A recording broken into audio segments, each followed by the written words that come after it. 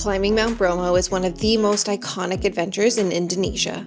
The day begins at a viewpoint, where the sunrise slowly reveals the volcano against the morning sky. From there, the road winds down into the sea of sand and leads us to the base of the mountain. A final climb then takes us up to the rim to peer straight down into the crater. But was it really worth the 2 a.m. wake-up call, or has Mount Bromo become just another tourist trap? We left Cambodia a few days ago and we've just been hanging out in Bangkok waiting for our flight to Indonesia. So we're doing the first leg today, a couple hours to Singapore. Yes. Tomorrow morning we get up bright and early to make the last leg of the journey to Surabaya in Indonesia. So we're just heading to our plane now. It just started boarding like 10 minutes ago. We were hanging out in one of the lounges and yeah, we're gonna go get on our plane.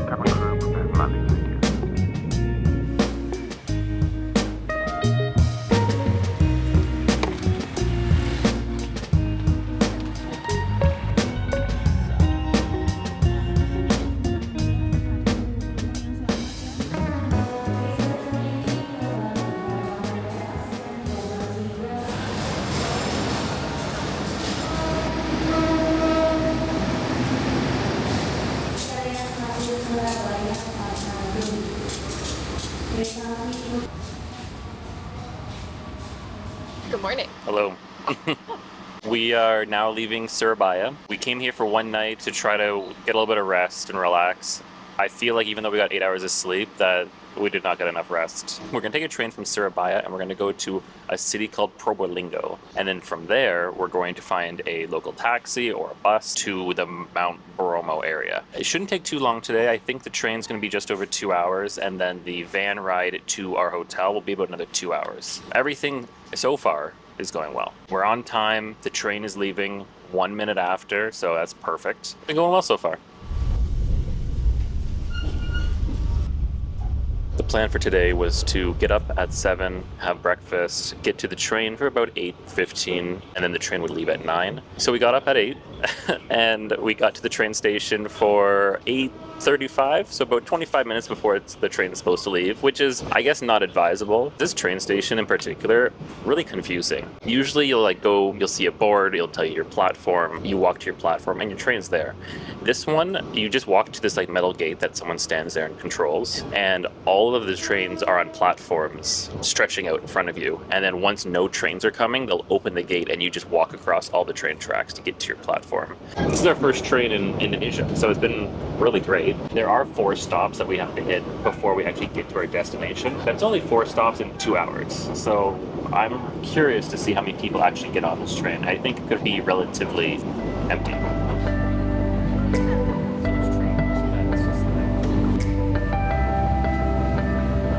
Once we arrived in Probolinggo, we met another couple also heading to Bromo, so we decided to split a taxi with them.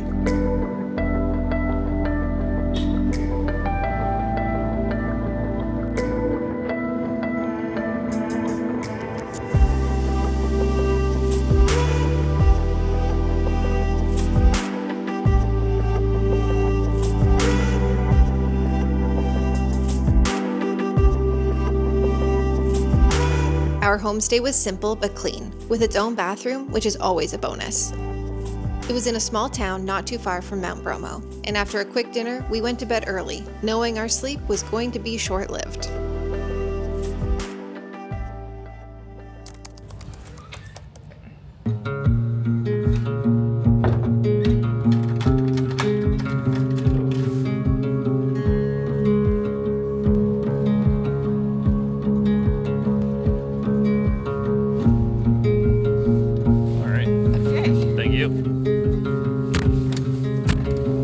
We're in the Jeep on the way to Bromo.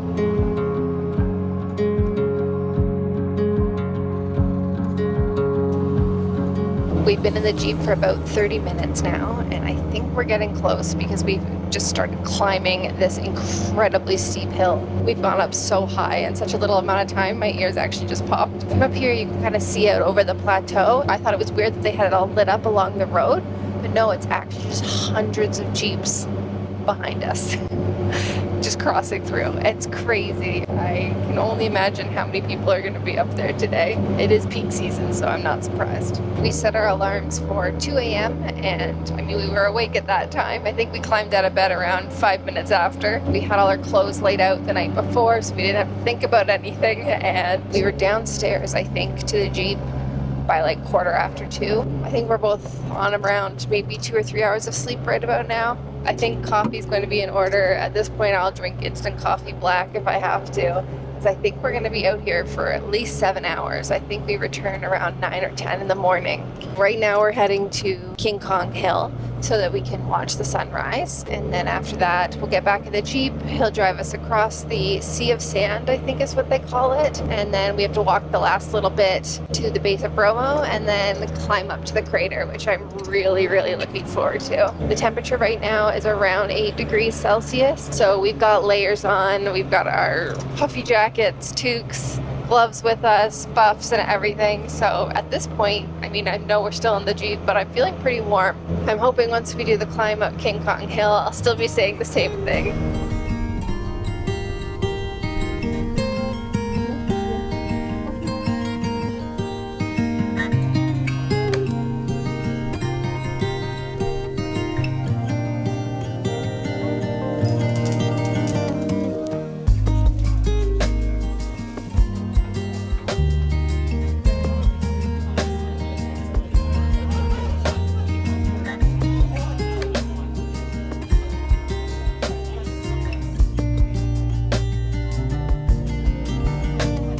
Touch your neck.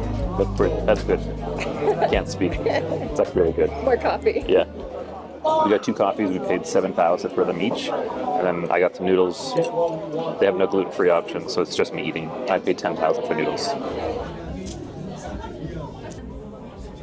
We finished up our coffee and noodles, then headed down the path to find the perfect spot for sunrise. It was pitch black, with only a few shop lights glowing uphill and the stars shining above us. Over the next couple of hours, we watched the night sky shift to shades of blue, pink, and yellow until the first sunlight touched the top of the volcano.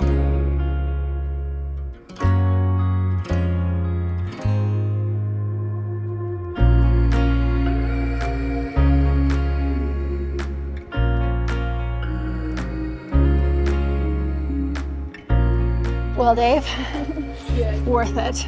Oh yeah. 100%. I'm not gonna lie, I had my doubts. And I mean, had it been cloudy or something this morning, obviously, that would have been unfortunate. Yeah, that wouldn't have been good. We tend to have pretty bad luck with viewpoints and sunrises and things, so we end up just not bothering. Yeah. I'm so glad we bothered. No, this was good. We weren't planning on coming out this morning, but we decided last minute to do it. And it was really easy. I got up at 2:30 in the morning, jumped in a Jeep. It took about 20-25 minutes from where we were located. And then it was like a 10-minute walk up. You parked high up on this hill, so Yes. I was expecting to do a lot more hiking. It was not. It's not a hike. And we may seem slightly out of breath because yesterday morning, Yeah. we were at sea level, and now we're at 2,700 meters. Nothing crazy, but You definitely start to a little lose your winded. breath. Yeah.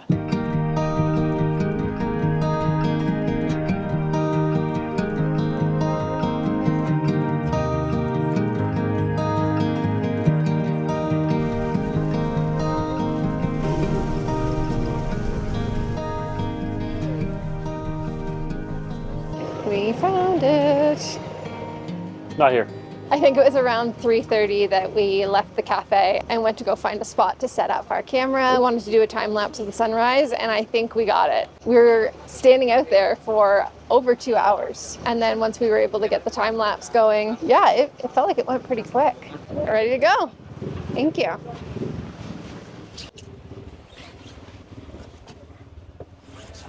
When you get to the top, you're going to have all the different shops selling food and drinks. The very last one will kind of lead down like a little walkway. And then from that walkway, there'll be like a little overlook area where you can see the volcano and you can see the city.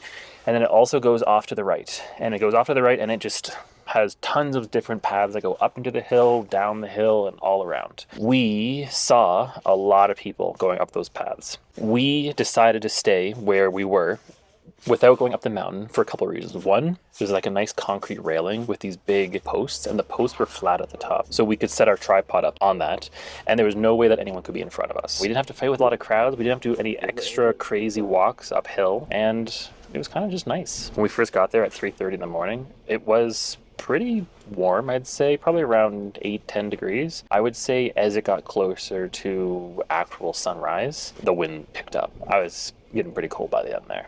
There's people up here in t-shirts and sandals, definitely underdressed. They do try to assist by renting out jackets. I think it was $25,000 for a jacket, which is pretty good value, especially if you just came here and you're only in t-shirts. What was great about the spot that we had, like Dave said, was that we weren't really contending with people getting in front of us.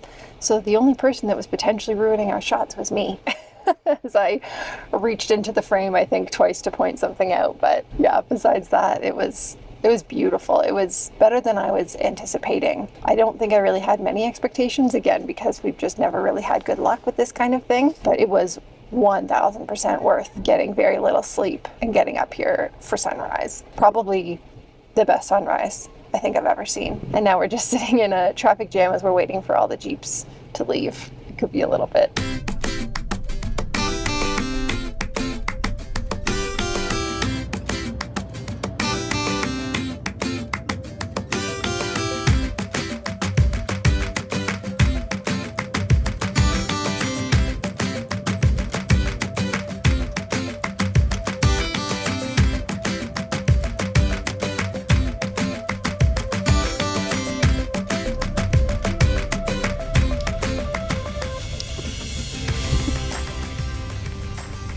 Every time.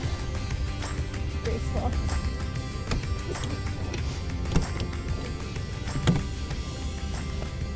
I give up. How long would you say that drive was, Dave? From the top down, it was an hour. Really? Yeah. What time is it right now? 7. Oh. And we got to our thing at 6. Oh, that makes sense. I don't know why I already forgot that there was a lot of traffic. Now we're just walking, I believe they call it the Sea of Sand. We're just walking towards Bromo to go and climb up to the crater. Or I guess climb up the crater. Our driver said it would be about an hour of walking to get up to the top of the crater. It doesn't look that far. It doesn't. But that also does seem like a lot of stairs. Yeah. It's already warming up quite a bit, and Dave's already losing a layer, and I'll probably lose one too before we get too far into the walking. Because nobody wants to be sweaty. There's a lot of people offering horse rides, not something that we're going to do. Although I will say, all things considered, the horses look relatively healthy. They don't look emaciated like they have at some other sites we've seen around the world, but not our thing for sure. So we're gonna stick to walking.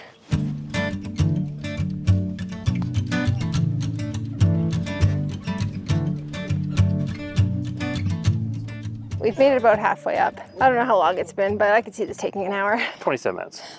It's very steep, and obviously with the change of altitude, and it's actually really hot now. I've lost almost every layer that I can lose. Mm-hmm.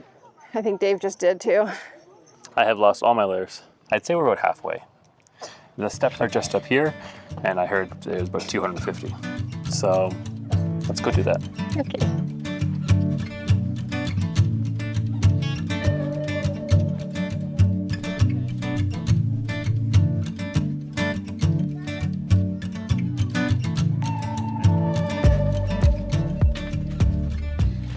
That was a really difficult climb for two people. Well, I don't know. Dave, did you find it difficult? Yeah, all right. Moderately.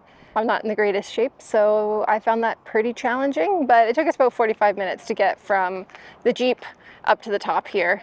I'd have to say the stairs are probably the easier part because they're actually pretty even and not super steep, like each individual step. But I have to say this was also completely worth it. This is really cool. I don't think either of us have ever been up at the top of a volcano looking down into one that's like smoking.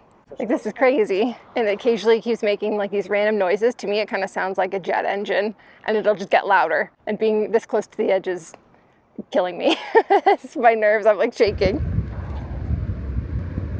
So I'm gonna fly a drone now. I wasn't sure if you're allowed to since our driver said you couldn't, but there's 2 guys sitting up here making sure people don't go past a certain point, and they said it was okay. So let's not crash this in a volcano.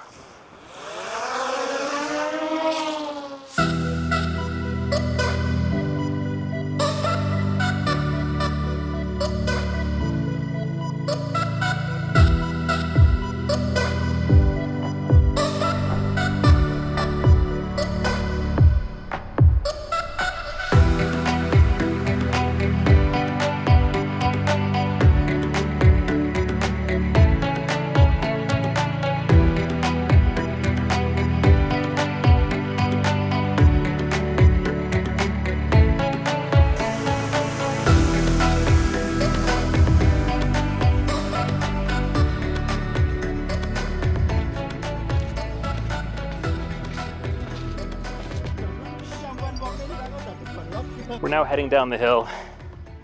It took us about 45 minutes to get up. I'm hoping it'll take about 25 to get down. I think our guide told us to be back by 9. So we should be back by 8:45. So either we're gonna be a little early or we'll have been late by 45 minutes.